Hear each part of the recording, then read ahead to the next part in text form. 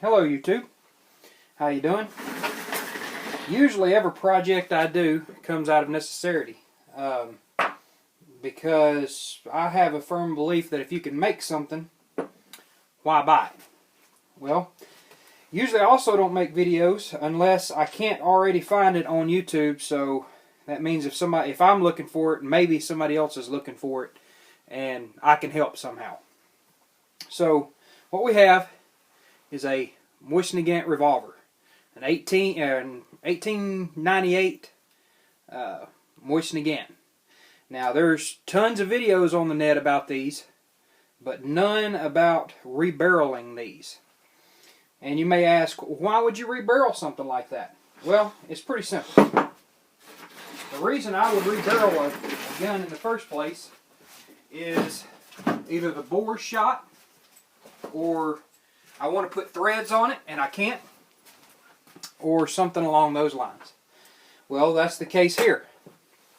In order to put threads on the end of this, because this is the only revolver because it has the push forward that pushes the cylinder forward right here so that you can shoot it suppressed, the barrel diameter is just a little over a ½ inch. It's about 25 thousandths over a ½ inch. So if you do thread it, there's not going to be a lot of meat for the suppressor to attach to. And I really want to go 5/8, and there's no way to do that with this. So what I'm going to do is I have a 308 bore. This is just a 308 barrel drop off of another barrel that was chopped down to 16½ inches and threaded. So this is eventually going to be on here like this. This is going to be the new barrel for it, and this is going to be threaded 5/8. Well, we need to remove this barrel. Well, you can get action wrenches and stuff, but for $3 I made an action wrench.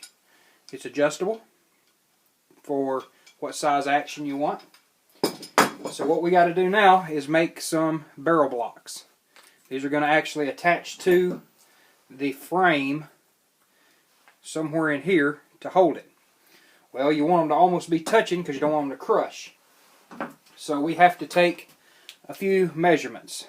One is how much this little bow right here is. And that little bow is 600 thousandths. So we know we need a drill bit that's 600 thousandths, a little over ½ inch. These flats here are ½ inch flat. Okay, here's the first step in making the barrel blocks. I got them chucked up in my mill here, and I'm going to drill a ½ inch hole because it's 600 thousandths, just a little bit bigger than actual ½ inch, but that's okay. That's only 50 thousandths per side, and we can take that out with an end mill.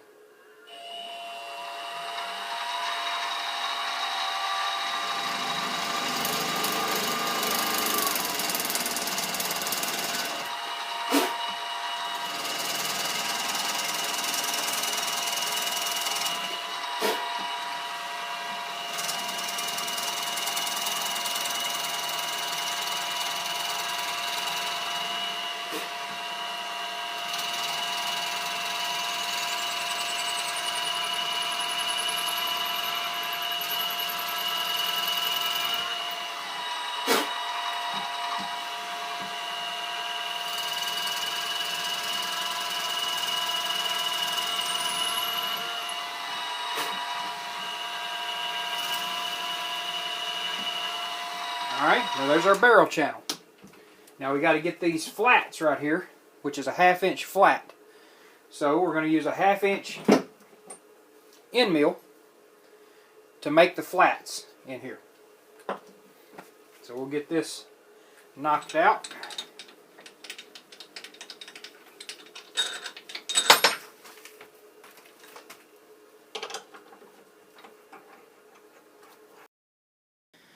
Okay, so what I done is I run out of memory on my video camera here, but what I done was just run an end mill through it and made it fit the action, not the barrel, just the action. These are in here righty-tighty, lefty-loosey, just like a normal bolt is. So we're going to give it a little twist here, see if we can get it broke loose. You want gentle pressure. Most of these are only on here hand tight. And that's pretty much it right there. See if we can open it up without dropping it.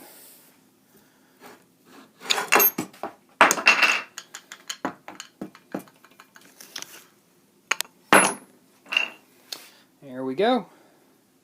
It's upside down. Something looks funny, right? So all we got to do is back that barrel out by hand here. Lay it down here.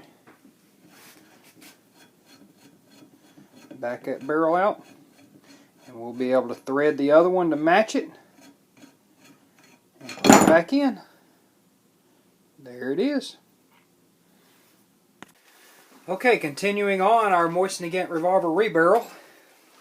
Here it is with a 308 barrel on it, threaded 5/8, 24. Had him cut the correct back end on it there with the bevel and all, so it still has proper lockup around it, so it'll seal against the gas check. What we got to do now is we put the barrel in, and we have about, I don't know if you can see it or not, but we have about 10 thousandths there that needs to go away so that this right here will still come out. So it's not that hard of a job. All we're going to do is we're going to chuck it up here. It's probably going to take me some time. I got to run a dial indicator down it, make sure that we're correctly level. And I'm just going to start right here with an end mill and mill this down until I can get this out. I'll mill it down deep enough, I'll come down, I'll pull it, and I'll pull it until it actually comes out, and then I'm going to stop. I'll show you what that looks like whenever I'm done here. Okay, so we're testing our run out. What we have here, make sure that needle stays 0 all the way up and down the barrel, which it does. So now we know we're perfectly level, everything's good and tight. All we got to do now, put our end mill in and give it a little bit of a 0 there, or a little bit of a cut down. So what we're going to use is this right here. It's a long tool so we can get down past everything. I'm leaving the chuck on it for this particular, even though I usually use a collet. I'm going to use a chuck on this one because I don't want the top to come down and hit it. So that's why we're going to run a collet on this one, or a chuck instead of a collet. All right. What we're going to do now is we're going to make sure that we're perfectly lined up.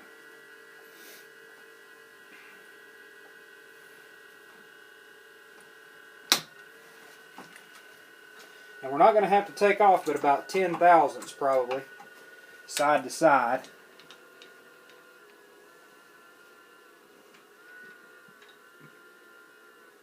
That looks about right there. Straight up and down. So I'm going to bring this on. A little slow like. Get us some cutting fluid. I'm doing this without my light on so that y'all can actually see what I'm doing. I'm going to bring it down until it just barely touches the barrel.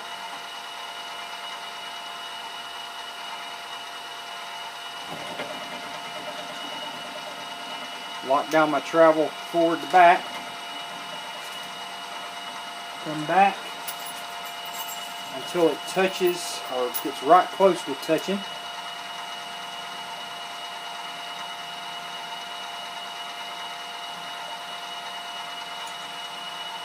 And then we'll bring it forward.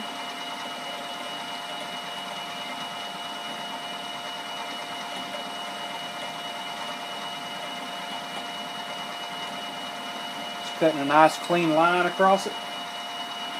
Alright, we're going to call that About good there. And then we'll check it. If we have to go a little bit further, we can. And then I'll get back to you.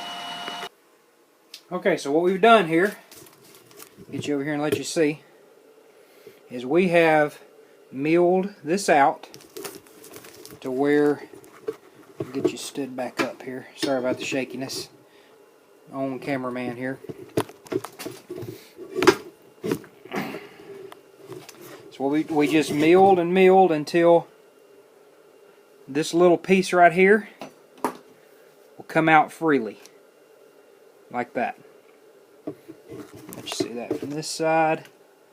It kind of comes out freely now.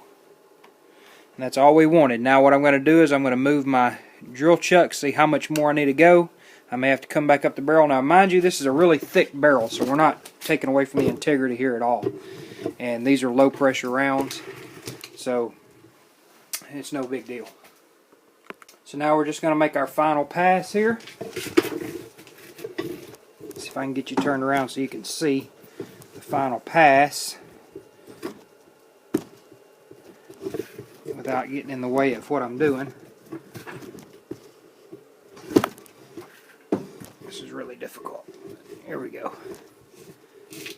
Maybe y'all can see what's going on that way.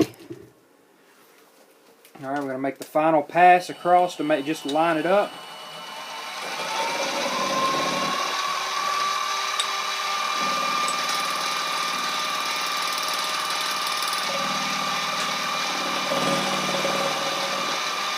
Just to give it a good crisp seam.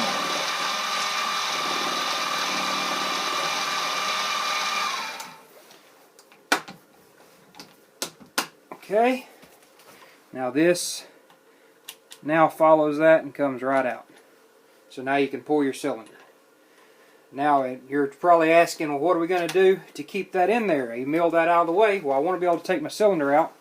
So what I'm going to do is I'm going to come in right here and I'm going to put a little bitty set screw. I'm going to drill and tap into the barrel.